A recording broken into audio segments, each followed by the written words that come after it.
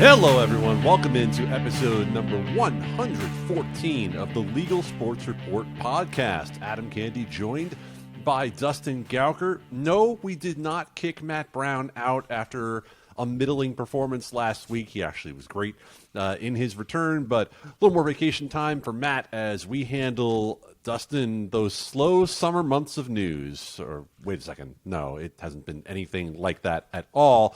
This has been one of the busier weeks, I would say, in the 3+ years of legal sports betting in the United States. We were talking earlier this week about the fact that there were stories that got bumped down the priority list that we think probably would have warranted a month of coverage 2 years ago. And here we are trying to just get to everything. So we will talk about a couple of major acquisitions in the space, including DraftKings, Golden Nugget, Penn, and the Score. Florida has a major milestone, at least for now. And then Arizona has more applications than it does sportsbook licenses. We're going to get to all of those things here in just a moment. But we remind you, follow us on Twitter, at Dustin Gouker, at Adam Candee. They're spelled like they look, like they sound. Follow Matt Brown, at Matt Brown M2. You really should, even if he doesn't want you to. Subscribe, rate, and review. Apple, Google, Stitcher, Spotify, wherever you find podcasts, you know you will find us there. We start from the top, though, Dustin, with Superbids. The New York Superbids are in, and wow, we thought there would be some big names coming together. We had heard some rumors out there, Dustin, and it certainly did not disappoint when we found out on Monday who had put in for the 2 platform provider and 4 sportsbook operator licenses.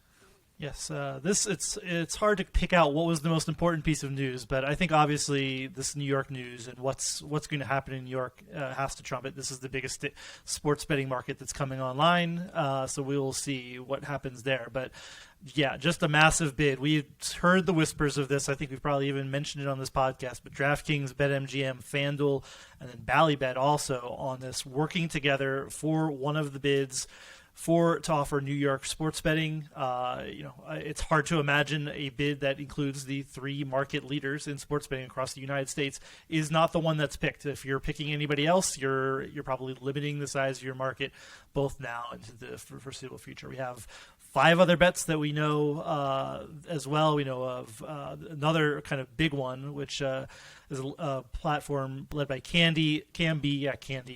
I have no involvement, just to be clear.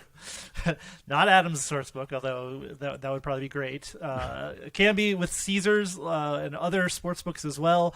A couple other ones, including 365, Bet365, PointsBet, Rush Street Interactive. Sorry, I'm getting these mixed up because there's so many of them. The Caesars there are a lot of them to keep straight in this weirdo market. The one bid is Candee is led by Candee with Caesars, Resorts World, PointsBet, Rush Street, WinBet. And then there are these other ones that are one-offs. The Score, which we'll talk about later in terms of Penn National, FoxBet, another one that's under the Flutter FanDuel banner, but has its own bid. Bet365, obviously a worldwide leader. And then another multi-platform one, which is Fanatics, which we've talked about here. Former FanDuel CEO is leading the apparel company's foray into sports gambling, along with Penn National and presumably Barstool Sportsbook. So most of the names that we're familiar with from this podcast in the nascent U.S. sports betting market have bids of some sort. So what it comes down to is kind of handicapping this, and I tried to handicap at the beginning. The big guys are probably going to get in New York, you have to imagine. So if we look at all of these bids, Dustin, I think another thing to keep in mind that's important is that it's not just 2 necessarily. New York State has the option to select more than 2 bids if it thinks more than 2 bids can ultimately be profitable. And of course, what we don't know with any of these bids is what the revenue share proposals are. We have no idea how much of their money these companies have proposed giving back to the state of New York. Keep in mind also that major FanDuel, DraftKings, BetMGM, Bally bid also reportedly, according to The Athletic, includes the New York Yankees, the Buffalo Sabres, the NYCFC. Like it's an enormous bid that is in there. So there could be more than 2 ultimately. I'm with you that it seems almost a lock that FanDuel, DraftKings, BetMGM bid is in. I cannot imagine that you would put together that large consortium and that would not have both the political power and the economic strength to be able to withstand whatever revenue share it has purported to give back to the state of New York. Yeah, and that's the other part of this is anyone going to make money out of this? Like, we don't know exactly what these look like. We've heard up to 60% of revenue. They may be trying to leverage the size of the consortium, as you say, with a lower revenue share. We'll see on that front, but it comes down to whether, what are the companies doing here? Obviously, they're trying to create a bid so big that you can't refuse it. Like, if you look at these operators and you're like, okay, why would I not take the largest operators, even if it's at maybe a lower revenue share, because these are the ones who are driving traffic in sports betting right now. If you cut them out and you go with what is obviously still a good bid that's led by Caesars and some other good brands, but they're just not nearly as big right now. And if you're New York, when you're trying to create hundreds of millions of dollars of revenue for the state in the short term, and that's a whole other question, but you look at it, you can't possibly look at it and say, okay, we don't want this big group in there. They're going to create that for you. So. These are the questions that I have. Like, does New York see then? Oh, we should let other ones in, or is that counter to it based on the revenue share and creating a competitive market at different revenue shares? There's a lot to be worked out here. That's why we have, I guess it's 150 days, right, from these proposals being received to actually having to pick one of these. So this will be, doesn't have to take up all that whole time, but that's the time that's allotted, which then puts us into possibly, either really late this year in an ideal world, more likely early 2022 for a launch of any of these sports books going live in the state. And if you're needing a refresher, there is an article at legalsportsreport.com that lays out the scoring system that these bids will be evaluated on. And one factor we did not mention previously, the Seneca Nation is also part of that FanDuel DraftKings BetMGM bid, and you do get more points for a revenue sharing agreement with the tribal nation. So one more reason to believe that bid is right out front in the minds of New York State regulators. But as Dustin said, it likely will be at least early 2022. And part of the reason for that, Dustin, is that Governor Andrew Cuomo, whose model this ultimately is, he and Budget Director Rob Mujica are the ones who came up with the idea of this sort of Frankenstein state-run weirdo platform provider sportsbook operator thing. Governor Cuomo has resigned because of sexual harassment allegations that had been leveled against him and an investigation by the state attorney general. But let's take that giant bucket of cold water that I know is sitting right below your desk and throw it on to anyone who is saying, well, maybe this will mean that sports betting in New York will look different right now. No, it won't. Politically, that's not how this works. This is in law. This is codified. If they want to potentially go back in future years, Dustin, that might be a possibility. But as for this process where the wheels are already in motion, don't expect major changes. Yeah, I mean, we've seen some Twitter hypothesizing about how this would happen, that the New York State Gaming Commission could go rogue and interpret these things the way they want to. This is not going to happen. This is how New York sports betting is going to happen in the short term. Again, you're right. This changes the dynamic for changing the law. This is what the sponsors of the bill that ultimately became law in New York have said they want to do, is that they want to come back and revisit this. Now, Cuomo being out of the picture makes that easier because he is the one who drove this model. But in the terms of the next several months and into launch of New York sports betting, nothing is going to change. I will. You can cold take me all day long. This is not going to happen. You're getting, this is the version of sports betting you're getting at the beginning. And now this could honestly, if anything, this honestly ramps up the need to be in the market now, because you see a path to, okay, maybe they can make this better. This is what they've promised all along too, right? Is, oh, maybe we'll go revisit this later. You want to be in now, like you don't want to be waiting. So if you think that's a viable thing that's going to happen in a 2 to 3 or 4 year time span, you're like, okay, let's get in, let's let them fix it. But now I'm in, I have users, and we can fix this revenue share and this model. But I'm already getting customers, and I'm already serving this market. I think that makes it more compelling if you're trying to get a bid through here in New York right now. But yeah, we're the Twitter detectives and hypothesizers on this who are trying to sell us that this may change right now. It's just not going to happen. Yeah, I mean, let's not be shy about this. There is one person out there in particular who is trying to push this narrative that the New York State Gaming Commission is going to make up its own, I'm not going to say rules, but they're essentially going to go and use little arcane pieces of what's in their rules to try to rewrite the process, essentially. The question I ask in return is, where is the political will to do this? And what is to say that the incoming administration wants anything different done? I mean, this is still Cuomo's administration. The entire administration didn't go away. So the administrators who were in charge of this in the first place are still there. This is not changing in the short term. There is no political will to do this. Some of this might require going back to a special session of the legislature. And let me tell you, here in mid-August, in the middle of a political scandal, that ain't happening for sports betting. So it's going to look like this in the short term. And if you want to know what folks think about the way that it is right now, great article up at Legal Sports Report right now where our Matthew Waters talked to Jeff Corral from the Meadowlands, who called the New York sports betting model a blessing to the New Jersey sports books.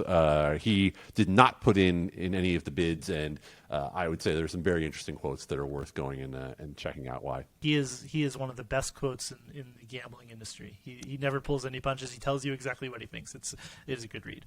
Yeah, it's definitely worth your time to go check that out. Of course, Dustin, the next thing we're going to talk about here, again, in just about any other week, would have been earth-shattering news when we talk about a $1.5 billion merger and acquisition. DraftKings, trying to beef up its iGaming products, has acquired Golden Nugget. That is an all-stock deal. Tillman Fertitta, the owner of both Golden Nugget and, of course, the Houston Rockets, Landry's Entertainment, et cetera, said he wanted to be involved with the Coca-Cola of sports betting. Well, as of right now, this might be a little more New Coke than Coca-Cola because DraftKings is running second or third nationally to FanDuel and BetMGM. But this is obviously with an eye to the future, and as you talk about all the time, to the fact that iCasino is more profitable ultimately than sports betting. Yeah, and this pace of mergers and acquisition is only getting faster. I mean, Golden Nugget just went public not that long ago, right? So this is two publicly traded companies basically forming one even larger one. Golden Nugget, I can tell you, is since New Jersey Online Casino has been the online gambling that we've had here the longest in the United States, dating back to 2013, and it has been, except for the surge from BetMGM in terms of casino in New Jersey, Golden Nugget's long been the leader in this, and it's been, for a variety of reasons, it's been a will to go into the online casino space. Like Golden Nugget in Atlantic City is not even close to the largest brand there. It's Borgata, which is an MGM property. So this is a company that's very interesting to DraftKings, which is obviously also in casino, is in Michigan, Pennsylvania, New Jersey, Michigan. In terms, those are the states right now that we have online casino. So this is a deal on that, based on this. This is a company that has done very well for casino. DraftKings wants to do better in casino. This is a brand that's doing very well in the markets it's in, and it has the tech. They have the people who know what they're doing. DraftKings cited a lot of things, but loyalty programs, cross sell, the platform that they're running on. There's a lot of synergy here that can be had out of this, but it really is it is the full offering of casino, and trying to own that market again. We're going to come into 2022 with chances at states legalizing this as well. It's not some of the big states, but in Illinois and Indiana, Missouri have all at least taken a look at casino, and this is the future of it. You're going to see more states look at this, and I'll say this till the cows come home. In any given state, casino is making more money for operators in the state than sports betting. This is a no-brainer. If you're opening up online gambling, you should be doing this as well. And we talk a lot about the Michigan launch. Michigan had a perfect launch of both sports betting, casino, 10 brands all at once, and this is what you get. You get a really not entirely mature, but a large market very quickly that moves the needle in terms of revenue for casinos in the state and revenue for the state itself in terms of taxes. DraftKings had its Q2 earnings call during this time recently as well. And within that, Jason Robbins, the CEO, talked about the fact that acquiring Golden Nugget is something that broadens the customer base as well for DraftKings, because obviously there are a lot of iCasino, iGaming players out there who have no interest in sports betting whatsoever. And he specifically talked about the fact that there are a lot of women that they have not been able to reach because obviously sports betting skews heavily toward the male side. So just a very interesting move by them. They paid a huge premium to acquire this. I mean, a huge premium to acquire Golden Nugget. But those are the numbers that are being traded right now when it comes to mergers and acquisitions in the sports betting space. And speaking of enormous numbers, Dustin, how about Penn National and the Score? That's another multi-billion-dollar deal that we saw go down last week. And again, let's just wonder at the fact that the third thing we're talking about on this podcast is a $2 billion deal in our space, which, again, we could talk about for probably hours upon end about just on this topic. But this is what we deem the third most important thing that happened. It's also a little older, I guess, than some of these other things, so we moved it down. But yes, we have Penn National Gaming acquiring the Score for $2 billion. This is a wild one. This is what exactly they're doing here. The Score, I think our listeners will know, has a betting app as well. This is a core media property that's mostly has been a sports app, sports content, things like that. It's largely used in Canada. Well, most of its users are in Canada, but it has a pretty good penetration here in the U.S. as well, behind some of the larger sports brands. So we have Penn National, basically becoming what more and more each day becoming a media company. It looks at the Score and it sees one.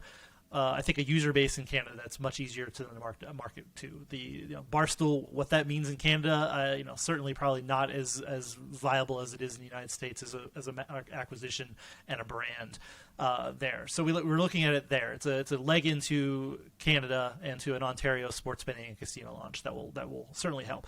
They're also saying that this is because of the tech that the Score is working on. They don't have a fully booked app that they have built themselves. They say they're working on this and will be a year down the road, but it seems to be mostly on these two things. The core media entity, the revenue from that is pretty piddling compared to the gaming revenue of Penn National. They're looking at this mostly from a customer acquisition and from a tech platform. So I don't know what you've heard, but it's. You look at it you don't have a fully baked app or a tech platform, and I guess you're buying that on spec, and that's what they push as the largest part of this deal, is that this is so that it can be not dependent. They're Penn National using Candee right now to deliver its sports betting, and they want to get away from that. They want to have their own in-house tech, and I don't know. That's without having it being fully done. I guess we'll see how that works out. But it does seem like a curious move to me. And a lot of money. It goes without saying, $2 billion for the things we just talked about. Well, a few things pop out to me, Dustin, when it comes to this. The price, as you mentioned, is one of them, $2 billion. Based upon what the Score has produced to date, is hopeful at best in terms of what it can ultimately produce down the line for you. As you mentioned, the tech isn't fully baked, so you don't entirely know what you're getting there. If it's a play for Canada to some degree, okay. I mean, I can see that. I mean, Canada is obviously not going to have the profitability that the U.S. is in terms of the larger states, but if you believe that the Score was poised to make big inroads in Canada, then okay, I can see where part of this comes from. You talked about the media aspect of this, and look, Barstool Sports, which of course everybody goes to pains to make clear that Penn National Gaming operates Barstool Sportsbook. It doesn't operate Barstool Sports, but Barstool Sports itself is clearly pushing into the media realm as well with purchasing multimedia rights to the Arizona Bowl, apparently according to some reports and discussions with Major League Baseball for broadcast. So it all seems synergistic together to talk about those things. And just a little journalism point to bring up here. We have been discussing the Score as an acquisition target for at least a year. DraftKings, I believe, was a name that was thrown around from time to time. And there were some folks from the Score side who pushed back just as hard as possible on the idea that they were an acquisition target. Let's just call this the freezing cold takes portion of the podcast right now and say, yeah, you were an acquisition target. Yes, absolutely. And I think the last point I want to say on this one, I mean, again, we can talk about this forever. We have other stuff to get to. They also covet the customers that the score has, but the score has been, from where we sit, I don't know, maybe this is harsh, exceedingly bad at converting their core customers to sports betting. They do not have a meaningful share of revenue or handle anywhere in the United States right now.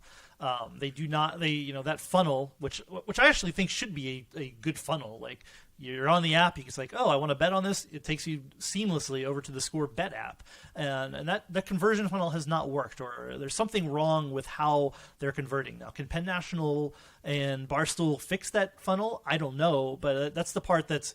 The other part of this is it's really, really strange to me is that, like, the Score, has not been great at this. So you're buying a media entity that's kind of like had some proof of concept of what they're trying to do.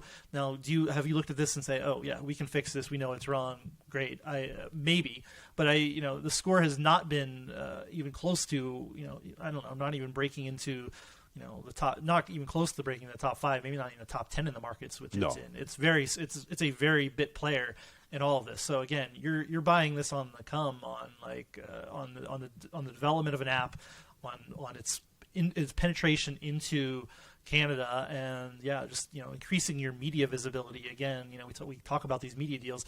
Okay, now the Scores, now you're pushing your app through the Score app all the time. Again, there's chicken and egg there. I don't know how that's going to work out for them, moving forward, but unless they have some great fix for it. So interesting to see. Again, $2 billion seems like a lofty number for all of this. I think we both agree.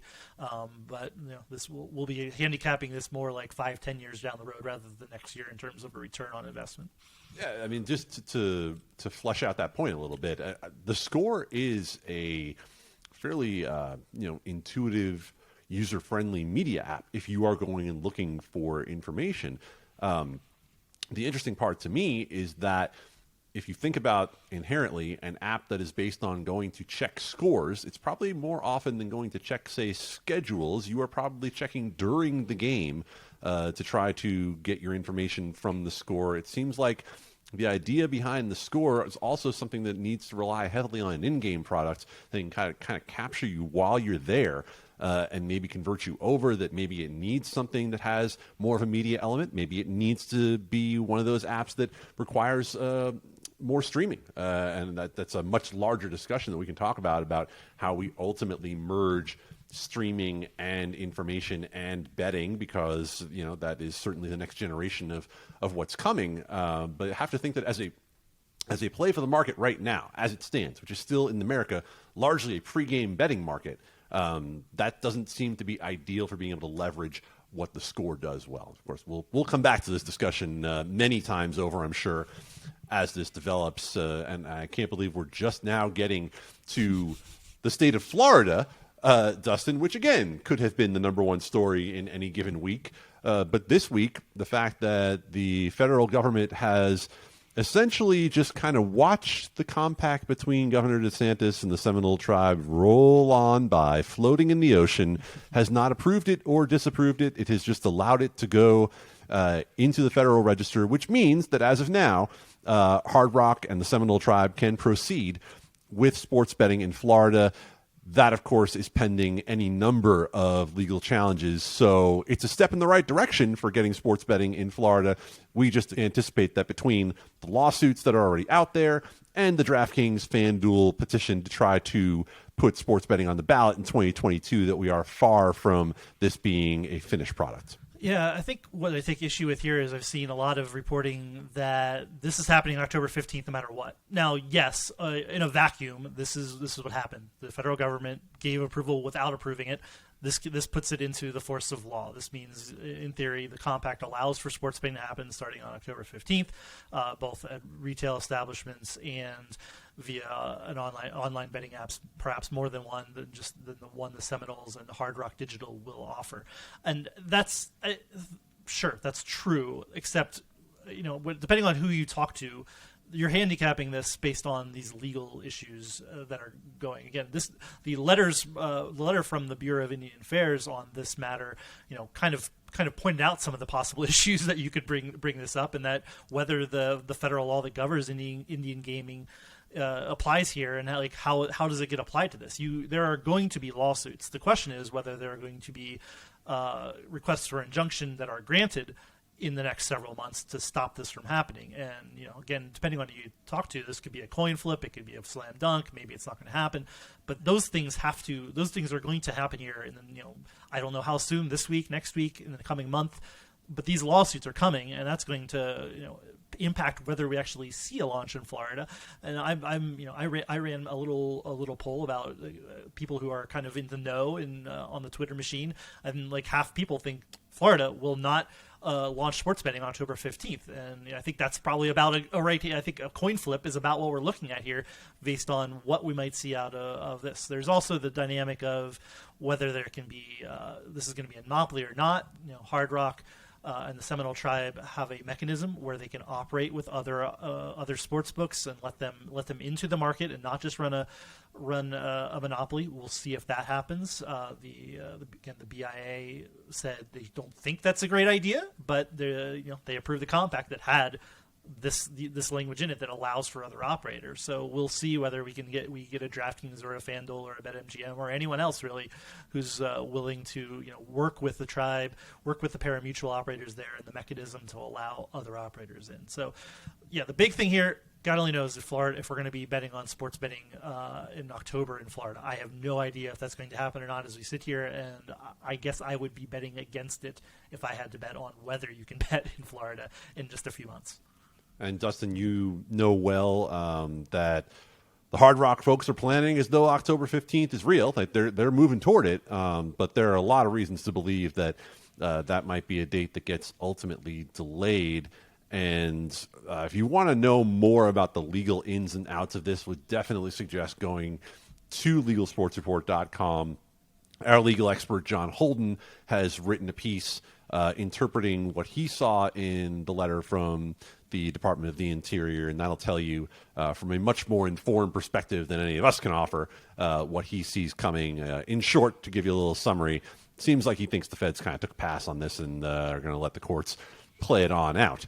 In Arizona, we are still pushing toward a September 9th launch. The application period is closed. There are 20 licenses available, Dustin. There are 25 applications, though. Yeah, I think we saw this scenario coming, is that there's going to be more dance partners than dance spots available. So it's not maybe as many as we thought, but there's going to be, somebody's going to get left out of this somehow. It's folks we don't even know necessarily who the partners are or who the apps are. But yeah, we're going to have everything comes together here. Though we're still going to have a very robust sports betting market in Arizona. With if you get all 20 licenses, in theory there could be up to 20 apps. Then alongside that, that's a good start. Whether all of those would be ready to go on launch day, and again, if they even launch on September 9th, I keep saying all this is going to happen, but this has been very quick from law to application of said law, and we're just over a month away. We don't know who's getting the licenses or a lot of that, but the period is closed to do that. And we'll see. But people are excited. This is the biggest launch in a while since the winter, and people are geared up for it. And especially right at the start of NFL season is a perfect storm of a time to acquire customers, because this is when people want to start betting anyway. Just at the start of NFL season, we know this from the pace of spend and commercials and everything else that we see in the sports betting market. So it'll be interesting to see how Arizona plays out over the next month and if they launch on time. Just a quick aside, by the way, Dustin offered his services on Twitter yesterday to evaluate any sportsbook ads that companies are considering putting out, because let's just say a couple of the efforts that we've seen recently have been sketchy at best. Please take him up on this. Please, seriously, for the sake of the whole industry. He watched the whole DFS ad blitz. He's watched all these sports betting ads. Use the expertise. He's not charging you, really. That's about as good of a one-person focus group as you're going to get. Absolutely. I implored FanDuel to bring back Bradley C. of DFS Fam. I don't know if he's out there, but man, I would like to see a commercial with him. We saw some DraftKings commercials come down today too. I thought One of the two of them was pretty funny. I think they're pretty good. So we'll see. I haven't seen. We're looking for FanDuel and what MGM does if they have anything special cooked up. But these, I know the people in the sports betting states are getting sick of the commercials though already, and that was before NFL season rolled around. So there's going to be a lot more of them. And again, I think you and I know at least you can't watch baseball games anymore without getting bombarded by stuff. Man, I watch Phillies games and it's like I just get hammered over the head either between batter's eye or stuff in the outfield or live reads or commercials in game. Like it's DraftKings all the time, radio and TV. It's a lot, and that's just in baseball. This is before baseball's NFL season even rolls around. It's going to be aggressive anywhere that you have, where especially a relatively new sports betting market. As we record this podcast, I have the Yankees game on TV just beyond the computer here. And if you watch a Yankees game, it is the DraftKings pregame show. Yes Network has its own free-to-play app, which is obviously getting ready for trying to be part of that Superbid in New York. FanDuel is visible right behind the plate. New Jersey's #1 sportsbook is what it says. And then when you get the view from behind home plate and you're looking out over the pitcher, ooh, who's that in the outfield? Bet365. So you really can't get away from it from just about any angle view of the field.